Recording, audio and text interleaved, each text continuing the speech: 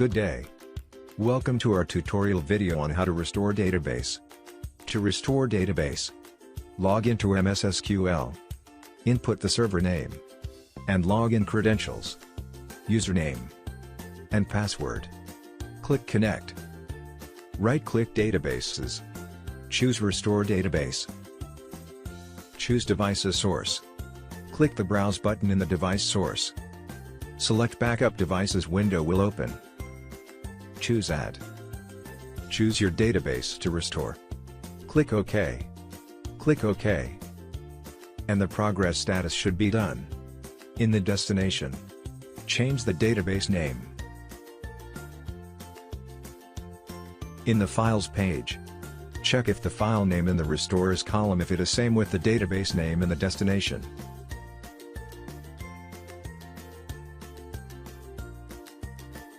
In Options page, uncheck the Tail Log Backup Before Restore checkbox. Click OK. The restore process will start. Once done, a system message prompts database restored successfully. And it's done. Thank you and see you on our next tutorial.